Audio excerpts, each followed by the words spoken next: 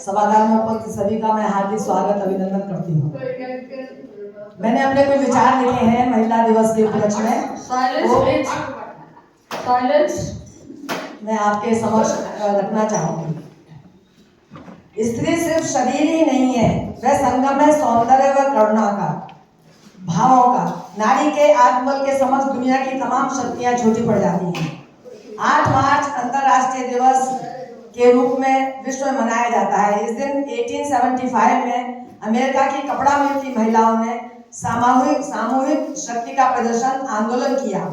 एक यूनियन बनाकर पुरुषों की समानता में वेतन कम मिलता था, उसकी मांग की।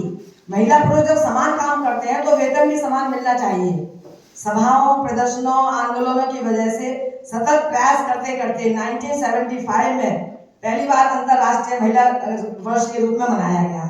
तब से आज तक पूरे विश्व में हर देश के हर प्रदेश में हर संस्था के माध्यम से ये बहुत धूमधाम से मनाया जाता है, क्योंकि आज में मनचाही भाषा, वेशभूषा, जीवन शैली, शिक्षा का क्षेत्र, अपना मत देकर नेता चुनने का वो स्वतंत्र है।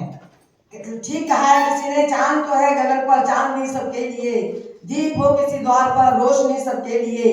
नारी सदा प्रेरणा रही है घर, समाज और देश के लिए। महिलाओं को मिले समाज अधिकारों के बाद समाज में, देश में महिलाओं की स्थिति में आशातीत परिवर्तन आया। स्त्रियों की औसतन आयु वृद्धि हुई, मातृत्व के दौरान मृत्यु दर में बहुत कमी हुई, कन्या भ्रूण हत्या में आशातीत कमी हुई, स्कूलों में कन्याओं के दाखिले में संख्या में वृद्धि हुई, कामकाजी महिलाओं की संख्या में बढ़ोतरी हुई, पति पत्नी दोनों घर की आर्थिक स्थिति में सहयोगी बने, माता पिता की प्रॉपर्टी में बेटा बेटी का बराबर अधिकार रहा। इस प्रकार बहुत सारे अधिकार उनको मिल गए। और आज जब हम सब महिलाओं के वर्चस्व से भलीभांति परिचित हैं, कोई भी अछूता नहीं है, कोई भी क्षेत्र की चारों दिशाएं करती हैं जिनका गुणगान जो रहती है घर परिवार देश पर कुर्बान, उस नारी जाति का हम सब करते हैं सम्मान। हम अपने जीवन में अनेकों महिलाओं के जीवन उदाहरण देख चुके हैं, उन्होंने पूरे विश्व को अचंभित कर दिया। प्रथम महिला air force flight engineer Hina Jaiswal ने गौरव बढ़ाया। फ्लाइटर प्लेन की पायलट प्रथम महिला अवनी चौधरी, मोहना भावना आदि रही। भारतीय मूल की इंदिरा नूई पेप्सी की सर्वोच्च पद पर रही। सुनीता विलियम्स ने सबसे लंबे समय तक अंतरिक्ष में रहने का रिकॉर्ड बनाया। हेनरी क्लिंटन अमेरिका की राष्ट्रपति पद के लिए सशक्त दावेदार रही। कमला हैरिस वाइस प्रेसिडेंट वर्तमान में विजयी हुई। उनके कैबिनेट में लगभग अनेकों महिलाएं चयनित हुई। इंदिरा गांधी प्रथम महिला भारत की प्रधानमंत्री बनी। प्रतिभा पाटिल प्रथम महिला राष्ट्रपति बनी।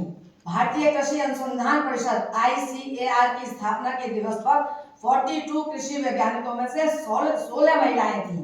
विश्व में महिलाएं प्रथम नागरिक बनी, राष्ट्र प्रमुख बनी, 3 देशों में महिलाएं राष्ट्रपति बनी। सैन्य दल, वायुसेना, नौसेना में भी लगभग 10% की भागीदारी रही। आज सब ये मौजूदा रिकॉर्ड बताते हैं। ये कैसे संभव हुआ कि चांदनी चांद से होती है, सितारों से नहीं। महिलाएं योग्यता और मेहनत से पद पाती हैं, कोई बातों से नहीं।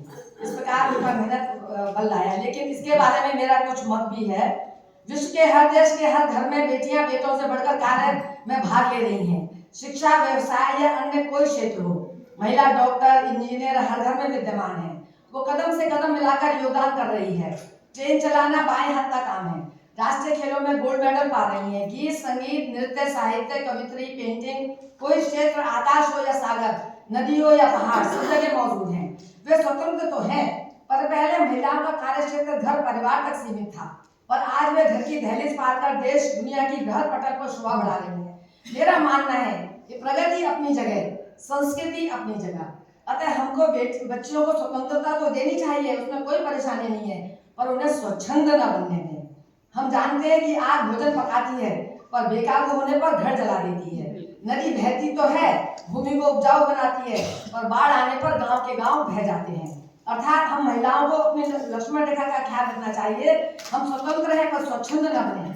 संस्कार, संस्कृति, जीवन मूल्य को धरोहर समझकर उनको पल्लू से बांध कर रखें। पुरुषों के बराबर हक तो मिला, पर उनके साथ चलें, उनको पछाड़ने की न सोचें, उनसे प्रतिद्वंद्विता न करें, उनकी ताकत बने, अनधिकार से कब्जा करने का प्रयास न करें। यह सच है कि बेटा होना भाग्य, बेटी होना सौभाग्य।